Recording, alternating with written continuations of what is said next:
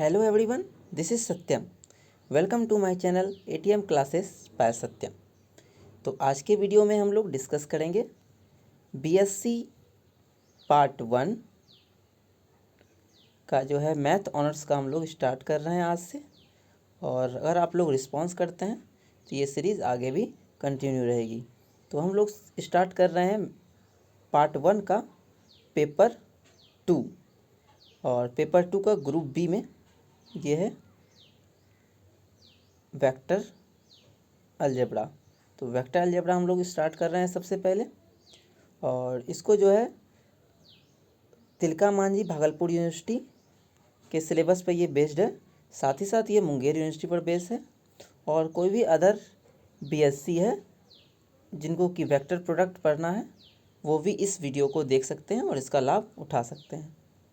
तो आते हैं हम लोग अपने टॉपिक पर। अब तो प्रोडक्ट ऑफ 3 and 4 वेक्टर्स, ये है चैप्टर का नाम हम लोग का। तो सबसे पहले हम लोग कुछ बेसिक कॉन्सेप्ट सीखेंगे जो कि क्लास 12 में था। तो हम लोग पढ़े थे वेक्टर प्रोडक्ट। अगर ए और बी दो वेक्टर है तो उनको दो तरह से प्रोडक्ट उसका होता है। एक तो होता है वेक्टर प्रोडक्ट और एक होता है स्केलर प्रोडक्ट। वेक्टर प्रोडक्ट को हम लोग क्रॉस प्रोडक्ट के नाम से भी जानते हैं और scalar product co dot product के नाम से भी जानते हैं। वेक्टर प्रोडक्ट में होता है ए क्रॉस बी बराबर mod of A mod of B sine theta N cap.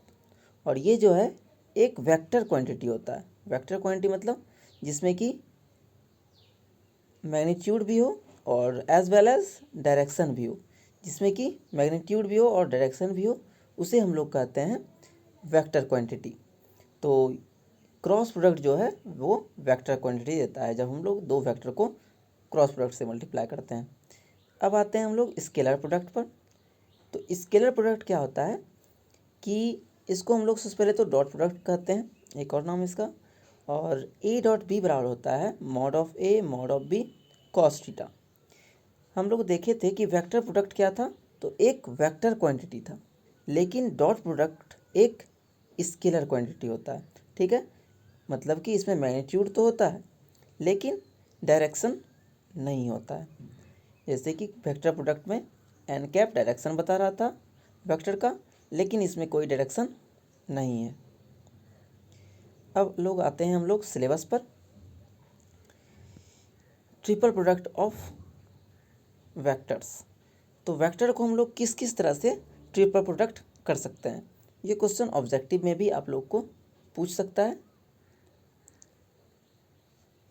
और इससे आपको बेस भी मजबूत होगा। तो if there are 3 vectors combined into a product, the corresponding result are called a cross product or dot product of 3 vector। तो हम लोग देखते हैं यहाँ पर कि अगर ए बी सी 3 वेक्टर है तो उसको किस किस तरह से हम लोग प्रोडक्ट कर सकते हैं।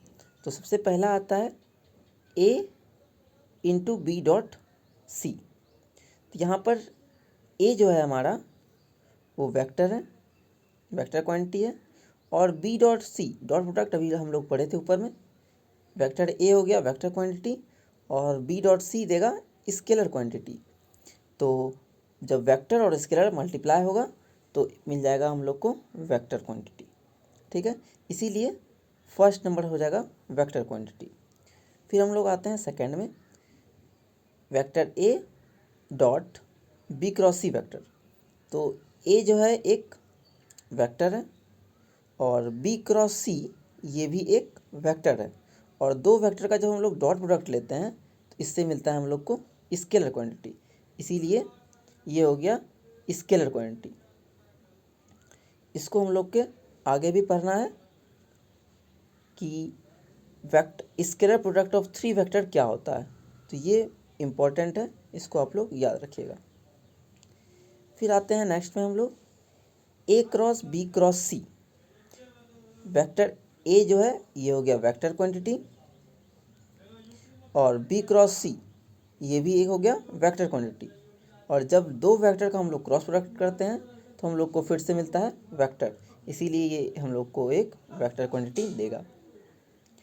फिर आते हैं हम लोग ए डॉट बी डॉट सी।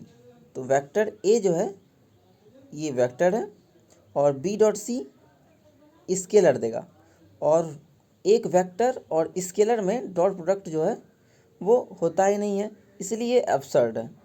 ठीक है, ये चीज़ नहीं होता है।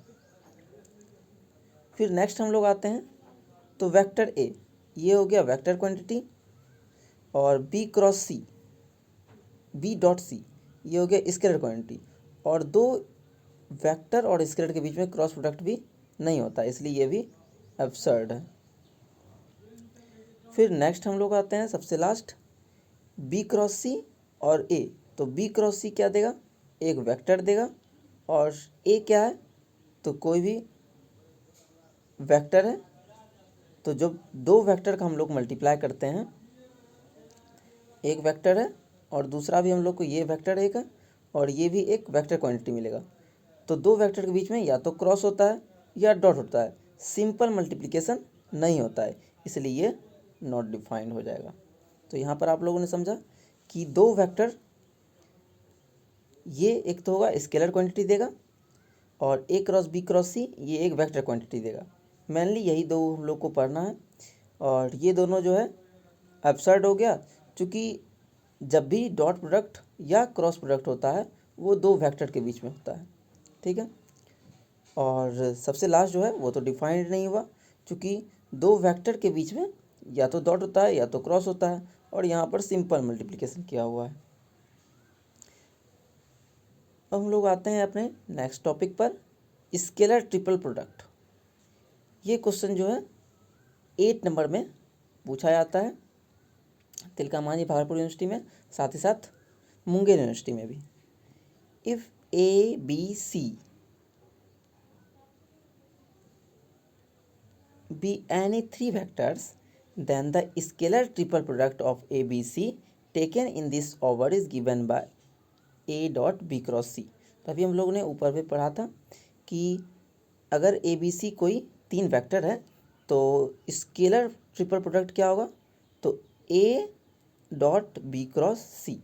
यहाँ पर आप लोग को दिख रहा होगा कि A जो है एक वेक्टर है और B क्रॉस सी क्रॉस प्रोडक्ट भी एक वेक्टर देता है, और दोनों का जब दो वेक्टर का हम लोग डॉट लेते हैं तो एक स्केलर मिलता है, इसीलिए इसको हम लोग स्केलर ट्रिपल प्रोडक्ट के नाम से भी जानते हैं। अब इसको हम लोग डिनोट कैसे करते हैं, तो इसको हम लोग vector A comma vector B comma vector C लिखते हैं, या सिंपली बिना कोमा के भी वेक्टर ए बी सी को कैपिटल ब्रैकेट में लिख देते हैं। और इसका एक्सप्रेशन क्या होता है, तो ए बी सी बराबर ए डॉट बी क्रॉस सी। फिर इसका एग्जांपल हम लोग देख लेते हैं किस तरह से ये एक स्केलर क्वांटिटी देता है। जैसे कि हम लोग लेते हैं आई जे के क्या है, तो यूनिट वेक्टर्स है। ठीक है, जो कि mutually perpendicular to each other है। अब हम लोग इसका देते हैं, तो इसको पहले फॉर्मूला पर बैठाएंगे, तो ये मिल जाएगा आई डॉट जे क्रॉस के। तो आई को वैसे ही रहने दिए हैं एज इट इज़, और जे क्रॉस के का मतलब होता है आई। ठीक है, अगर आप लोग को याद नहीं है तो ये ग्राफ याद रख सकते हैं, आई जे के एंटी क्लॉकवाइज डायरेक्शन में होता है। तो जब हम लोग जे और के, जे है और के, इस दोनों को मल्टीप्लाई करेंगे तो मिलेगा आई। ठीक है, तो और फिर आई और आई मिल जाएगा 1। तो ये हम लोग को स्केलर प्रोडक्ट मिला। अब है इसका ज्योमेट्रिकल इंटरप्रिटेशन। तो ज्योमेट्रिकल इंटरप्रिटेशन क्या होता है वो देखेंगे। तो एग्ज़ाम में जो आता है क्वेश्चन एक साथ आता है, एक तो डिफाइन करने आता है, define scalar product, scalar triple product of vectors, and साथ में आएगा geometrical meaning of scalar triple product. ठीक है, उसी में ये क्वेश्चन आएगा। तो हम लोग को इसमें दिखाना क्या होता है कि ए बी सी बराबर volume of the parallelopiped having the concurrent edges A B C. मतलब कि अगर कोई पैरेललोपाइड है,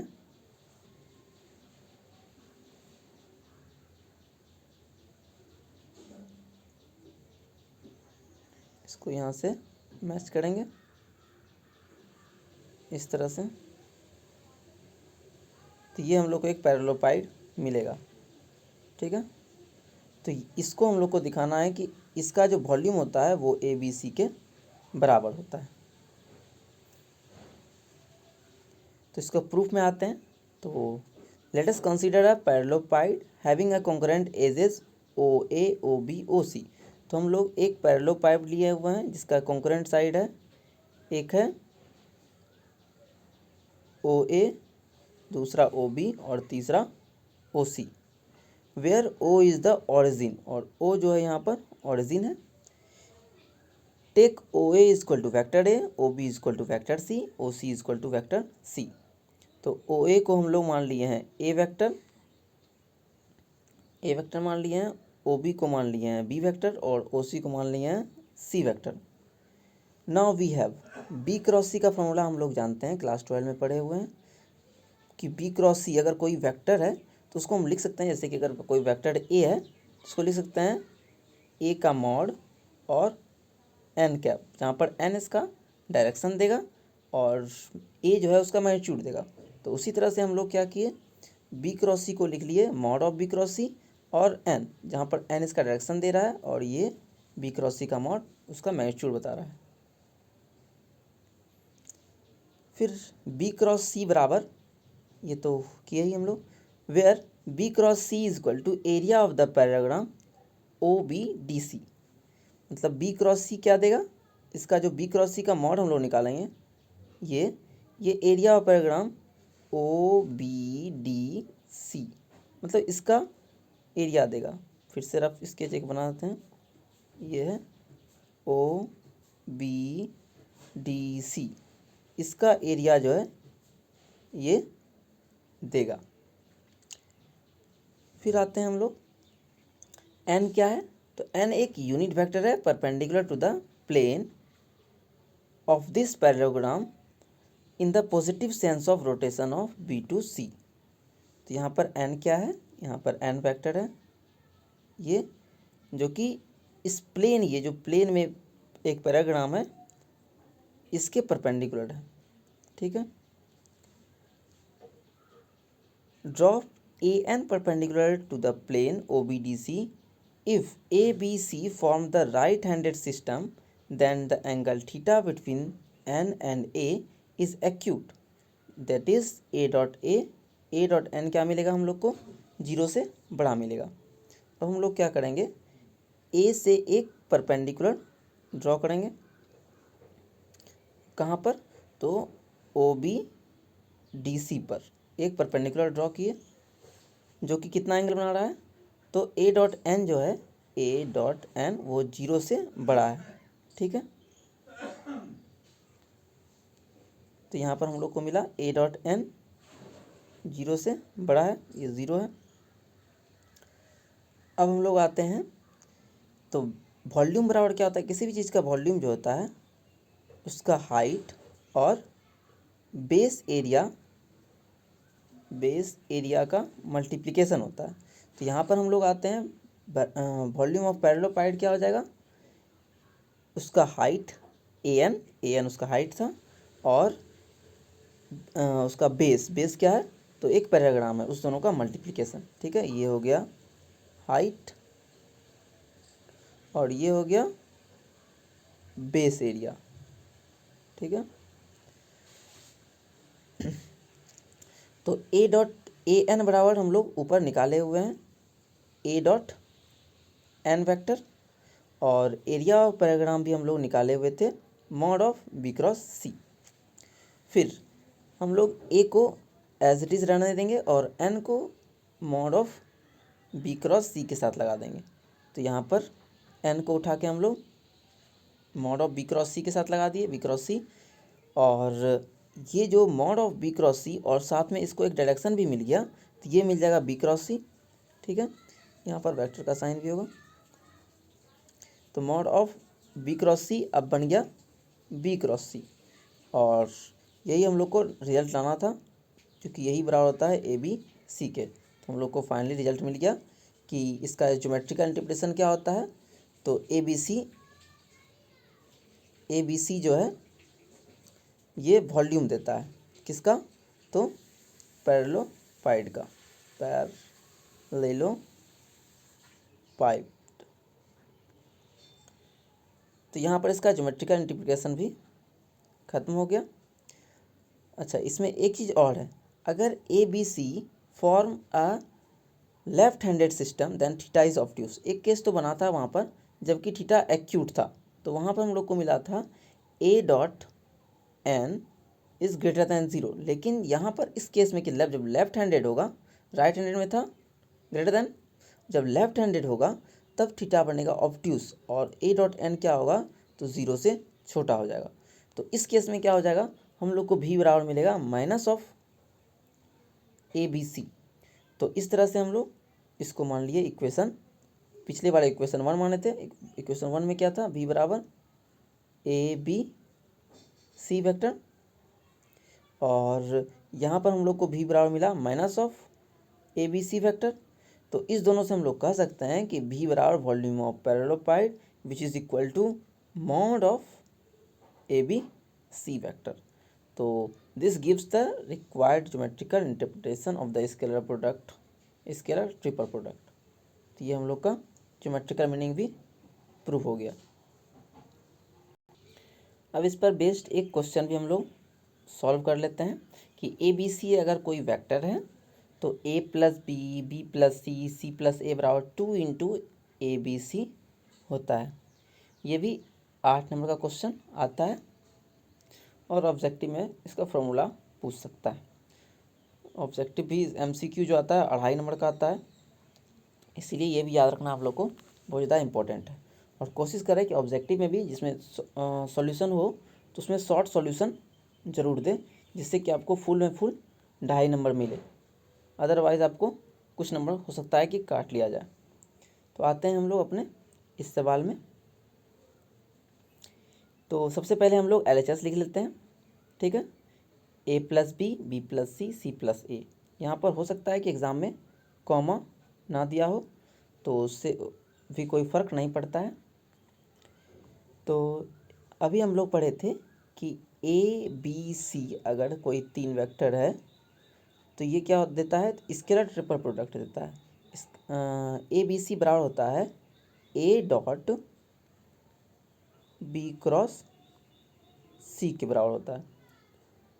तो यहाँ पर हम लोग देखते हैं कि 3 वेक्टर फिर से है, तो ये क्या देगा, तो यहाँ पहला वाला जो है वो बाहर में आता है, फिर होता है डॉट प्रोडक्ट, फिर दूसरा वाला, दूसरा और तीसरा का क्रॉस प्रोडक्ट रहता है। उसी तरह से हम लोग पहले वाले को ए प्लस बी लिख लिया एज इट इज़, फिर डॉट प्रोडक्ट और दूसरा और तीसरा को क्रॉस प्रोडक्ट ले लिए, ठीक है। अब नेक्स्ट में हम लोग, और इसका रीज़न भी जरूर देना है, ये क्या कहाँ से आया, तो स्केलर प्रोडक्ट ऑफ 3 वेक्टर से। फिर इसको ए प्लस बी रहने दिए और बी प्लस सी क्रॉस सी प्लस ए में डिस्ट्रीब्यूटिव लॉ लगा दिए, distributive law of cross product of 3 vectors में। तो यहाँ पर पहले बी से बी क्रॉस सी हो गया, फिर बी को ए से किए तो बी क्रॉस ए मिल गया, फिर सी से सी में किए तो सी क्रॉस सी, और सी से ए में किए तो सी क्रॉस ए मिला। फिर नेक्स्ट स्टेप में क्या करेंगे हम लोग, तो एक चीज़ पहले देख लेते हैं। यहाँ पर सी क्रॉस सी है और हम लोग जानते हैं कि अगर सेम वेक्टर का प्रोडक्ट जब लेते हैं क्रॉस प्रोडक्ट तो वो आ जाता है 0। तो यहाँ पर सी क्रॉस सी कैंसिल आउट हो जाएगा, नेक्स्ट स्टेप में नहीं आएगा। फिर हम लोग जो है डिस्ट्रीब्यूटिव लॉ अभी जो लगाए थे डिस्ट्रीब्यूटिव लॉ, ये क्रॉस प्रोडक्ट ऑफ 3 वेक्टर्स लगाए थे। और अब नेक्स्ट स्टेप में हम लोग लगाएंगे डिस्ट्रीब्यूटिव लॉ डॉट प्रोडक्ट, ठीक है। अब डॉट प्रोडक्ट ऑफ 3 वेक्टर्स लाएंगे, तो ए प्लस बी से एक बार इसमें मल्टीप्लाई होगा तो B cross A plus B cross C हो गया डॉट डॉट के साथ, फिर ए प्लस बी को बी क्रॉस ए से मल्टीप्लाई करेंगे और फाइनली ए प्लस बी को सी क्रॉस ए से, और ये क्वांटिटी तो हो गया है 0, इसलिए इसको नहीं लिखेंगे। फिर अगला स्टेप देखते हैं हम लोग, तो ये स्टेप कर चुके हैं। फिर इसको हम लोग फिर से एक बार डिस्ट्रीब्यूटिव लॉ लगाएंगे, ठीक है। Distributive law of dot product of vectors, ये रीज़न आप लोग को डिटेल में देना है, मैंने शॉर्ट में लिखा है, एक बार फिर से मैं बोल देता हूँ। Distributive law of dot product of vectors. अब फिर से एक बार लाएंगे डिस्ट्रीब्यूटिव प्रॉपर्टी, तो A dot B plus C और फिर B dot B cross C. उसी तरह से A dot B cross A और B dot B cross A. Next step में मिलेगा ए डॉट सी क्रॉस ए यहाँ पर, और बी के साथ भी B dot C cross A. Reason यहाँ दे ही दिए हम लोग। फिर ये बन जाएगा ए बी सी, ये बन जाएगा बी बी सी, ये बन जाएगा ए बी ए। यहाँ पर डॉट नहीं होगा, ठीक है, यहाँ पे कुछ नहीं होगा। फिर ये उसी तरह से बन जाएगा